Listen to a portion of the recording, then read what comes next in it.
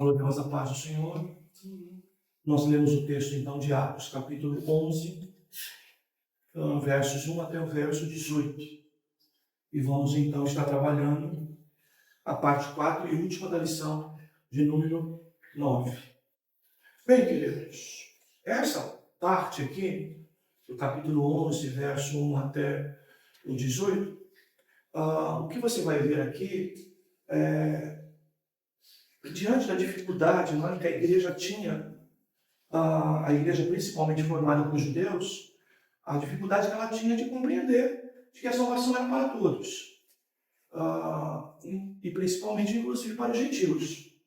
Então aqui Pedro, ele faz repetição de coisas com o objetivo, não é? Como se fosse até uma assembleia, ele então justificar.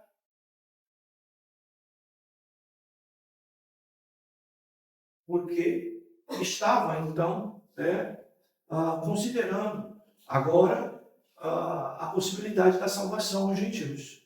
Tá, queridos? Então, eu repito, uma igreja destacadamente de origem judaica, ok? Precisava ser melhor esclarecida, orientada a respeito, então, da salvação para todos. E Pedro, então, vai ter esse cuidado. Tá? Por isso que você vê repetição de falas, porque ele passa por tudo que ocorreu para, então, explicar essa realidade. Tá, queridos? Vamos ao texto, então. Os apóstolos e os irmãos que estavam na Judéia ficaram sabendo que os gentios também haviam recebido a palavra de Deus. Olha só, queridos. Tá? Então, aqui, o texto está nos dizendo, não é? De um abraço, né? De um aceite que os gentios estavam fazendo, né? Em relação à palavra de Deus. Observe a ênfase, tá, queridos? Palavra de Deus. Então, uma das coisas que nós temos que entender, irmãos, que não é a nossa argumentação, tá? Ainda que ela exista, ela precisa estar sustentada na palavra de Deus, tá? Então, veja, o evangelho havia sido anunciado para os gentios e eles, então, estavam abraçando, aceitando esta fé, tá, queridos? Então, é bom essa palavra aí, tá, queridos? Haviam recebido a palavra de Deus. Então, os irmãos souberam disso. Os irmãos judeus, os irmãos da Judéia. 2. E quando Pedro, então, subiu a Jerusalém, os que eram da circuncisão discutiam com ele, dizendo: entraste em casa de homens incircuncisos e comestes com eles? Então, observe aqui, que houve uma reação contrária.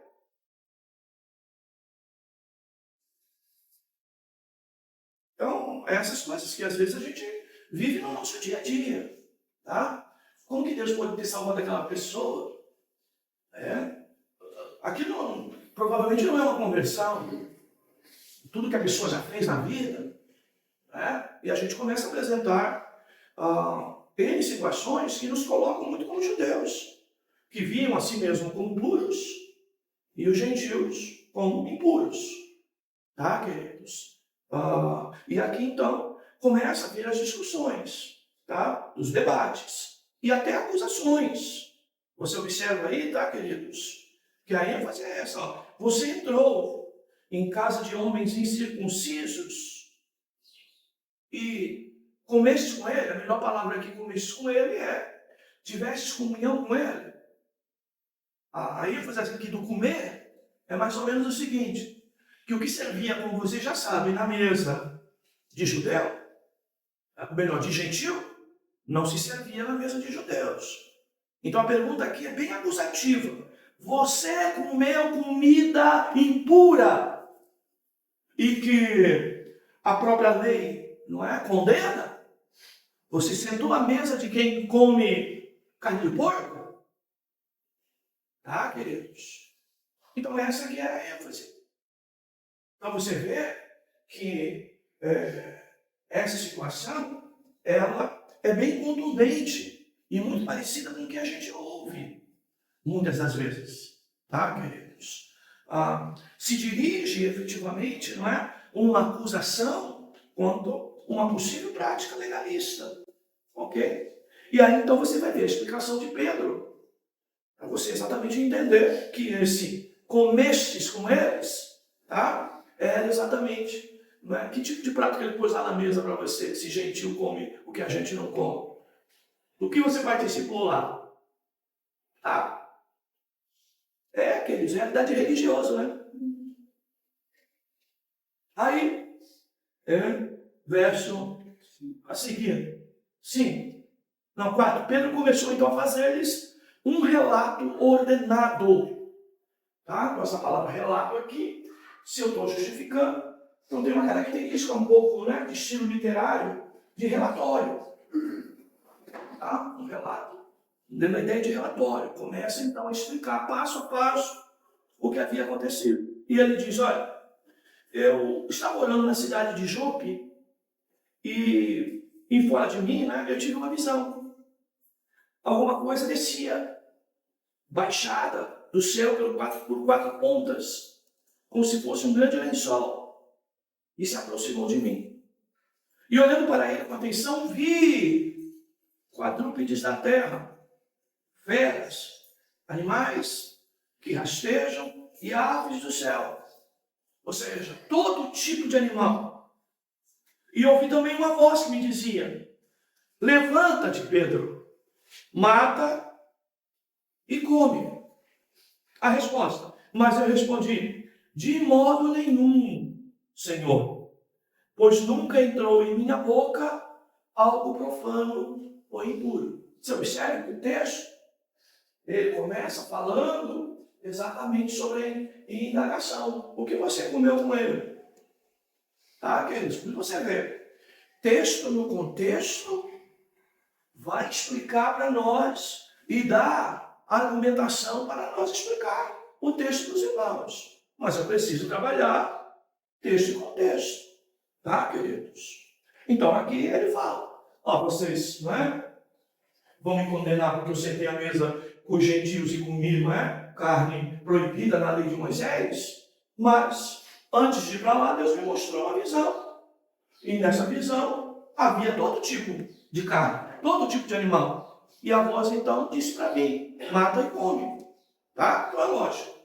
Ele começa a construir, não é? Um pensamento para que as pessoas entendam, os irmãos de Jerusalém entendam, não é? O que era evangelho. E que ele, de alguma forma, tinha uma aplicação diferente do que eles davam ao Antigo Testamento e à lei de Moisés. Mas a voz falou-me do céu pela segunda vez, insistiu comigo. Não chames de profano ao que Deus purificou. Tá, queridos? Então, de novo, mata e come. Ok, queridos? Não vou entrar aí na discussão do mate, tá? Mas mate e coma, tá? E aí ele segue. Isso aconteceu por 3 vezes. E tudo, então, voltou a ser recolhido ao céu. Então, ele está trabalhando em cima da dúvida, em cima do preconceito, em cima da resistência que os irmãos cristãos de origem judaica tinham para aceitar a possibilidade de conversão dos gentios. Tá? Aí segue. 11. Naquele momento, os 3 homens que me foram enviados de Cesareia pararam em frente à casa onde estávamos. E o Espírito me disse que eu fosse com eles, sem hesitar. E também, esses 6 irmãos me acompanharam e entramos na casa daquele homem. Tá, queridos? Então, veja, aquilo que trabalhamos semana anterior. Deus trabalhando em quem fala, em quem ouve. Nós precisamos considerar as 2 coisas, tá, queridos? Deus abrindo a boca para se falar de Cristo de maneira clara a alguém para a salvação. E Deus também abrindo ouvidos, tá? De quem vai escutar a palavra. para que possa entender, compreender e abraçar. E aí então, ele segue. E ele então nos contou como em sua casa tinha visto em pé o anjo que lhe dissera: envia homens a Jope, manda buscar Simão, também chamado Pedro, e ele te dirá, então é verso-chave aí, ele te dirá palavras pelas quais serás salvo, tu e toda a tua casa. Tá? Então aqui nós temos a ideia do Evangelho. A ideia do Evangelho, onde a pregação ela é executada por homens. E que, apesar de Cornélio ser simpatizante com a doutrina judaica e até ser uma pessoa de exercício de caridade, ela precisava, para ser salva, de ouvir a pregação do Evangelho. Tá, queridos? Então, para ficar bem claro, tá, irmãos? Dar esmola não salva ninguém. Tá, para ficar bem claro, tá, irmãos? Qualquer tipo de manifestação espiritual que não seja por meio da pregação da palavra, não salva ninguém. Às vezes, quando acontecem essas catástrofes, né? Um tsunami, um furacão, um vulcão, em algum lugar do mundo, quando se ouve geralmente isso, a pandemia, por exemplo, não é?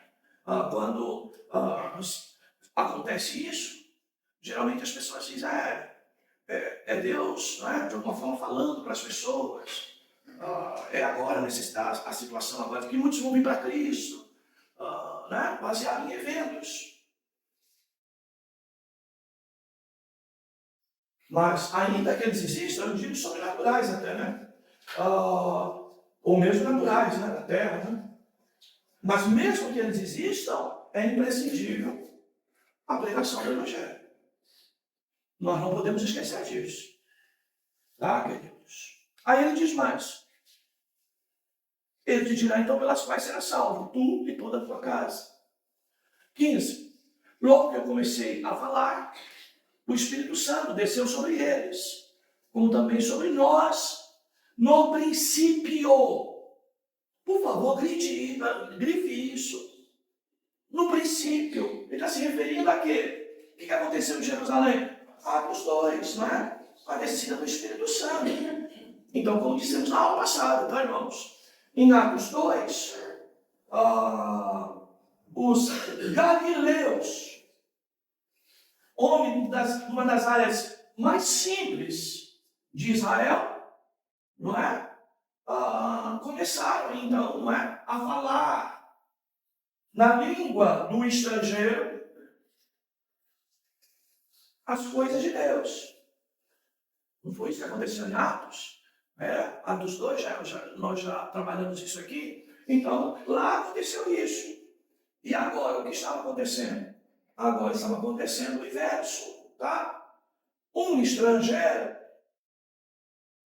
falando, expressando uma adoração e uma confirmação a respeito de Deus que estava sendo anunciado e da pessoa de Jesus Cristo, tá? Na língua, então, digamos, né, judaica ou até aramaica. E aí, então, eles começaram a entender como que esses estrangeiros, né, então, estão adorando a Deus em língua judaica ou aramaica, que não era a língua deles oficial, tá, queridos? Aí ele diz, então, voltando, logo que eu comecei a falar, o Espírito Santo desceu sobre eles, como também sobre nós, no princípio, tá? Então ele está associando o que aconteceu em Atos 2 à mesma coisa que acontece aqui, não é? Em Atos 9, 10, né? Até o 11, ou coisa parecida, até o episódio de Cornélio. Tá? Vejam a palavra, igual como também aconteceu sobre nós no princípio. Tá, queridos? Então, língua o quê? Língua compreensível. Certo, queridos? Segue. 16. Lembrei-me então da palavra do Senhor, que disse: João, na verdade, batizou com água, mas vós sereis batizados com o Espírito Santo. Tá, queridos? Diz mais. Portanto, se Deus lhes concedeu o mesmo dom que concedera também a nós, ao crermos no Senhor Jesus Cristo, quem era eu para que pudesse me opor à pessoa de Deus? Tá? Então essa é a ênfase. Que a língua aqui era utilizada como uma manifestação clara de que a salvação também era para os gentios. E eles só estavam falando, não é? Em outra língua, que todos estavam entendendo, não é? Por quê? Porque isso era uma manifestação de um dom espiritual.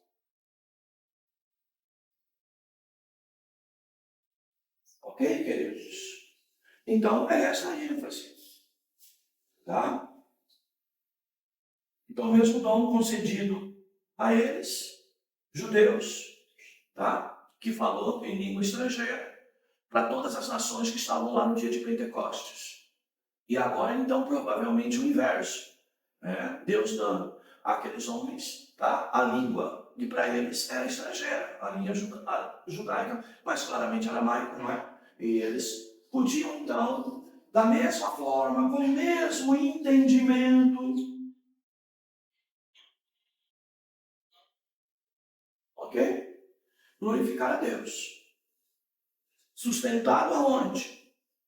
Na fé, na pessoa de Jesus Cristo. Tá?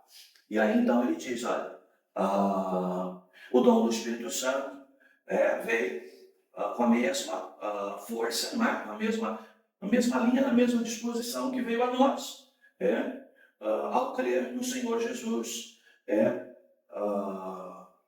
para arrependimento, para salvação. Tá bom, queridos? Então a ideia aqui é mais ou menos essa.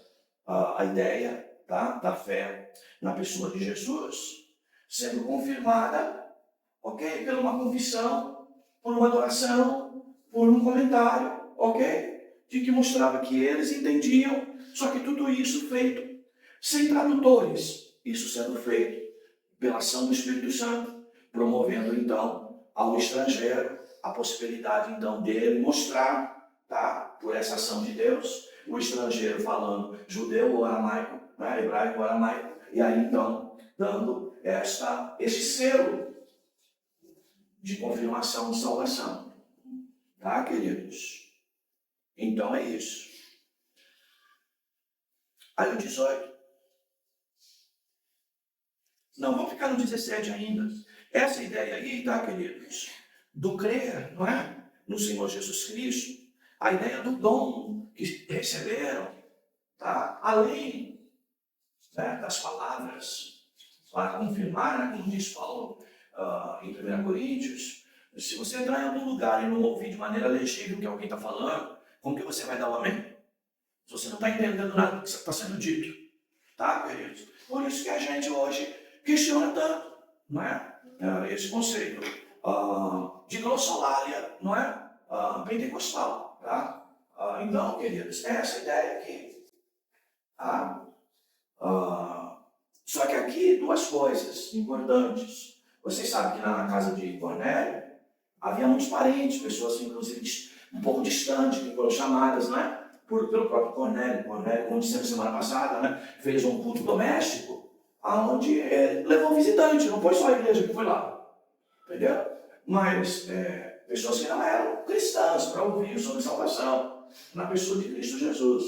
Então aqui o que nós também vamos observar, e a Bíblia diz que o pentecostal, ela comenta isso muito bem, tá? Que é a descida do Espírito Santo também, manifestando, né, a palavra grega dunamis, que é o quê? Coragem para falar das coisas de Deus. tá? Principalmente entre pessoas que ainda não conheciam Cristo, ou que não reconheciam, ou que não tinham fé na pessoa de Cristo para a salvação. E isso precisa do quê? De coragem, tá? Para se pregar o evangelho. Por quê? Porque você vai ser ridicularizado, alguém não vai aceitar, alguém vai blasfemar, alguém vai, entendeu? Tirar, entre aspas, uma onda com você, alguém pode te perseguir, alguém pode apresentar, não é? Alguma reação um pouco mais grosseira, tá? E pregar o evangelho. Então, necessita coragem, tá, queridos? E aí o 18, ouvindo essas coisas, eles se tranquilizaram e glorificavam a Deus. Ouvindo essas coisas, eles se tranquilizaram e glorificavam a Deus, dizendo: então, Deus concedeu também aos gentios o arrependimento para a vida. Observe o texto. Não sei como está a tua tradução aí, pega aí, já deu outra tradução diferente da minha. Mas veja a ênfase aí. Veja a ênfase. Quem tem outra? Por favor, rapidinho. Não tem. Então, queridos, o verso 18 ainda está dizendo isso. Tá? De ênfase. Olha a ênfase. Olha a ênfase. Deus concedeu também aos gentios o arrependimento para a vida ou para a salvação. Quem deu arrependimento? Deus. Ah, mas a pessoa não se arrepende, a pessoa é dura. Quem gerou o arrependimento? Quem gera arrependimento? É Deus, queridos. Nós não podemos gerar nada de nós mesmos. Coisa que arminiano, entre aspas, né? Tem dificuldade de ouvir a gente. Mas eu leio um texto aí, pelo amor de Deus. Tá? Então, o arrependimento foi gerado por eles, não é? Então, é uma resposta humana à pregação do Evangelho. Não. É dom. Tá, queridos? E é operado pelo Espírito Santo. Então, por isso, essa ênfase de que nós somos totalmente dependentes e exclusivamente dependente da obra de Deus na vida de alguém. Por isso eu digo para vocês, Deus é na boca de quem está falando e Deus no ouvido de quem está estudando. Senão, irmãos, a gente vai sempre bater numa porta fechada.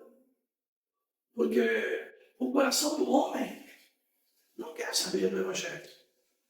Tá? Já é inerente, faz parte da vida caída. Tá, queridos? Essa é a realidade. Tá bom, queridos? Bem,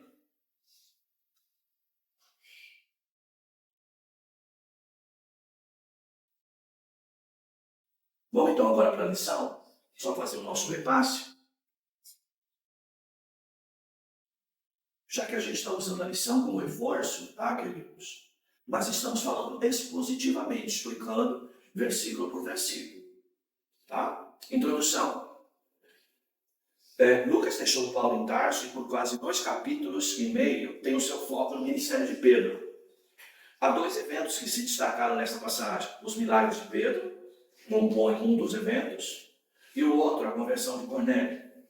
Observe que Lucas escreve 2 histórias de conversão, uma bem próxima à outra. Se você lembrar quem era Pedro antes de se tornar um dos grandes líderes da igreja, não poderá deixar de admirá-lo por sua transformação. Tá, queridos? Temos de lembrar que ele era pescador, porém não um simples empregado. Ele, não é? Era filho, né, de um dos donos da empresa. Ele era um dos filhos de Zebedeu. A pesca na Galiléia era um negócio rentável. Dali saíam peixes para todo o império, principalmente para a nobreza na Judéia e para outras importantes capitais. Pedro teve uma experiência marcante de conversão e transformação. Antes ele era oscilante, impulsivo, e depois em sua primeira carta, principalmente no capítulo 5, parece calmo e um líder de referência para outros novos pastores. No entanto, um aspecto de sua vida ainda persistia, mesmo depois de algum tempo: seu foco apenas no povo de Israel e na gente de de sua raça, os judeus. Assim como Deus usou uma experiência dramática para a conversão de Saulo, ele usou a conversão de uma outra pessoa, Cornélio, um não-judeu, para então mudar a vida de Pedro. Tá, queridos? Então, aí no tópico 1 você vai ver, Pedro então fez milagres. É possível que Pedro, né? Ele era um pregador itinerante, tá? Ele viajava não apenas para evangelizar, mas também para visitar os irmãos, com o objetivo de encorajá-los e compartilhar a palavra com eles, como quando visitou Lida, um dos distritos da Judéia. Os irmãos dali talvez tenham sido evangelizados no Pentecostes, ou por Filipe em suas viagens missionárias regionais. Nessa cidade vivia, então, um homem chamado Enéas, que era paralítico há 8 anos. Perto dali, em Jope, uma cidade portuária, vivia uma mulher chamada Dorcas, uma discípula muito ativa que costurava para os pobres e veio a morrer. Pedro atuou realizando milagres na vida de Enéas e na vida de Dorcas, e deixa claro sua instrumentalidade e seu apostolado. John Stott nos dá 4 razões, das quais 3 vamos comentar aqui para crer que esses milagres autenticam o ministério de Pedro. Então Pedro imitou Jesus na maneira de fazer o milagre. Pedro fez os milagres pelo poder de Jesus, tá? E ambos resultaram, ok, na glória de Deus. Vejam a ênfase, tá, irmãos? É bom essa ênfase. Por questões históricas, você vai ver o escritor aí, no tópico 1. Pedro fez milagres. Tá? Não está errada essa expressão aqui do escritor. Tá? Não está errada. A ideia do próprio apostolado, tá? E Pedro como um dos apóstolos, e para nós que nós cremos que apóstolos são apenas os bíblicos, depois disso não há mais apóstolos, tá? A ênfase era exatamente essa, tá? Você vai ver que os milagres, eles ocorrem, não são em vigílias longas de oração, não são à espera de muito tempo, tá? Não ocorrem em situações, entendeu? De insistência ou persistência, eles ocorrem numa natureza de dom muito semelhante à descida do Espírito Santo. De repente, a ideia é rapidamente, tá, queridos? Pedro faz um milagre, tá? Como se fosse até uma ação instantânea, tá, queridos? Não é como ocorre hoje, cura um e não cura outro, cura um e não cura outro. Você não vai ver na Bíblia esse fenômeno que a gente tenta justificar hoje, tá? Todos os casos citados na Bíblia é que orou e aconteceu. Não existe orou e não aconteceu. Você precisa entender isso. Ah, então, orou por quem estava doente e curou. Orou por quem estava morto, ressuscitou. Não é o contexto de hoje. Tá? Muitos orando em vários lugares, esperou-se um tempo, esperou-se. Essa é uma outra realidade. Aqui, historicamente falando. Tá? E aqui, então, marca essa ideia realmente do dom. E é isso que Nicodemos, inclusive, disse na época da pandemia. Se esses operadores de milagre são realmente operadores de milagre, por que não foram no hospital lá, não é? E mandou a cura mesmo aos mortos e eles ressuscitaram. Não é, queridos? Até porque hoje se tem recursos, não é? Que antes não se tinha, em termos de publicidade, em termos, né, da palavra chegar, da oração chegar a determinada pessoa. Então é bem diferente. Por isso que nossa igreja adotou a linha. Nós não cremos no dom de milagres, mas nós cremos no milagre, são coisas diferentes. Tá, queridos? O milagre, o que é? Não é um que recebeu tal proeza e ele faz como Pedro faz aqui. Tá? Você não vai ver textos. Um irmãozinho qualquer orou por alguém, ressuscitou. Não. Você vai ver Pedro, Paulo, João sendo destacados nessas coisas. Tá, queridos? Então, é essa a ideia. Então, nós queremos milagre. Então, qual é o milagre? Deus pode operar. Um dia eu oro e a pessoa é curada. Mas não é porque eu tenho o dom da cura. Tá? É Deus manifestando sua graça numa cura, às vezes até como meio de salvação e edificação, até da igreja. Outro dia eu orei, tá? Por outra pessoa. E ela morreu. dom. Isso não existe. É só você ler a Bíblia com clareza e com honestidade. Tá bom, queridos? Esse é o fato. Né? Por isso que o que Paulo viveu, nós vamos falar lá na frente, para misturar a situação, né? É uma coisa séria. Porque Paulo era assim. Eu oro por todo mundo fica bom, ressuscita. O homem que caiu lá, né? Dormiu ouvindo a palavra, caiu lá no andar de cima, né? Se esborrachou, morreu, eu fui lá, orei, ele levantou, entendeu? E eu oro por mim mesmo e não há cura. Por isso, há contundência. Porque uma coisa é você olhar por um e por outro. Deus curar um e não curar outro.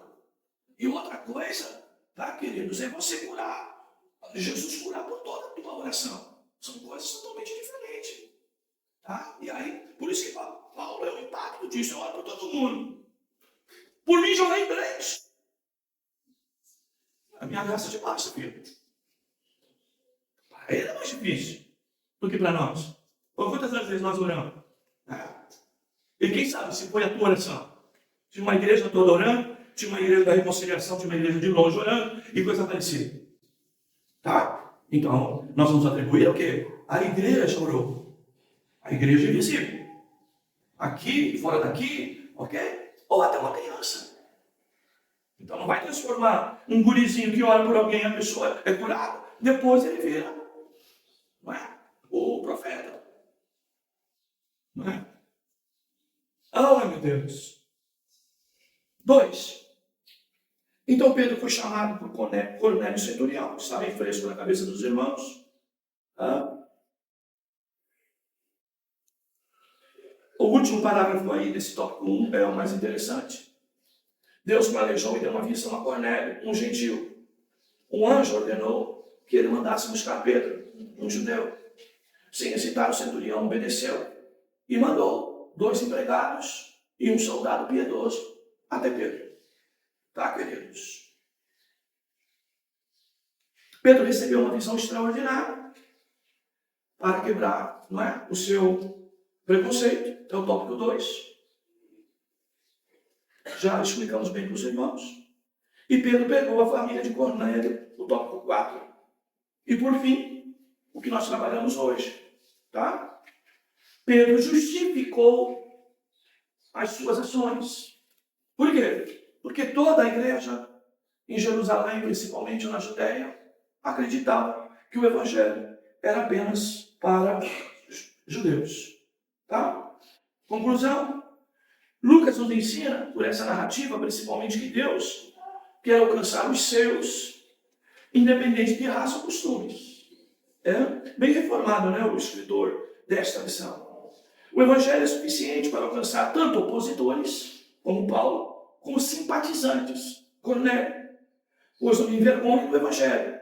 Olha lá, palavra coragem, tá? Duna está embutida aí, não me envergonhe do evangelho, pois é o poder de Deus para a salvação de todo aquele que crê, primeiro do judeu, mas também do grego, tá? E esse primeiro, queridos, não é questão de que são privilegiados, não, é de que Jesus veio na condição de judeu e seu ministério, não é? Em grande parte foi aos judeus, também, queridos, como cumprimento da própria palavra, tá, queridos? É isso. Vamos orar? Senhor, somos gratos a Ti pela Tua palavra. Pedimos a Tua graça sobre nossas vidas. Ajuda-nos, Senhor, pelo Teu Espírito, a quebrar todos os preconceitos e de levarmos o Teu Evangelho a todos. Oramos também, Senhor, para que Tu nos dê coragem, intrepidez, como diz Tua palavra, para pregarmos, mesmo em situações adversas, em campos minários, em lugares que saberemos que vamos apanhar, no sentido da palavra, ó Senhor, representativa, no sentido de, muitas das vezes, a pessoa recusar, nos ofender, de nós sairmos corridos de algum lugar, de perdermos a amizade até dos amigos, na família. Senhor, ajuda-nos, nos dá essa coragem para falar o Teu santo Evangelho. Ajuda-nos a crer na Tua soberania, de que Tu és o Deus que salva, e que a salvação depende apenas do Teu querer e da Tua vontade, Senhor. Ó Deus Santo, Deus amado, ajuda-nos a entender que o arrependimento, ó Deus, é fruto gerado por Ti, ó Deus, na vida daqueles que ouvindo a tua palavra, recebem então, Senhor, o novo nascimento para entender, compreender e dar, Senhor, resposta ao teu evangelho a partir, Senhor, do novo nascimento. Alcança, Senhor, aqueles que estão perto de nós, que resistem à pregação, que não abrem espaço para ouvir a tua palavra. Senhor, alcança essas vidas, quebrando os corações daqueles que são teus, ó Pai. É a nossa oração, é também nosso agradecimento. Em nome de Jesus. Amém. Amém.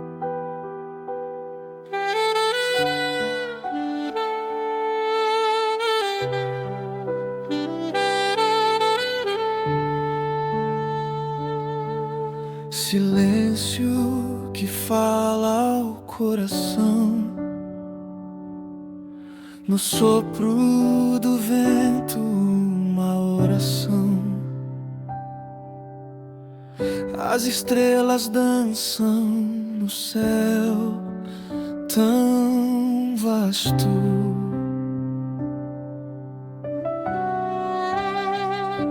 E eu ouço tua voz tão suave, tão perto, como um rio que corre, um amor que é eterno. Santo,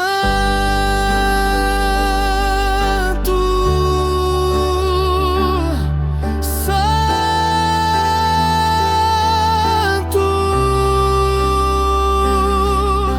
Santo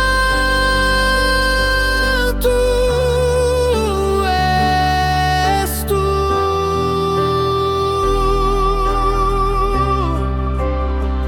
Meu louvor sobe como luz, tua paz é o meu refúgio, meu Jesus.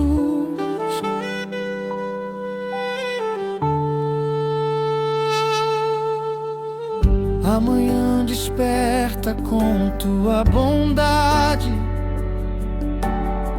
a luz do sol revela a tua verdade. Mesmo nas sombras és minha claridade.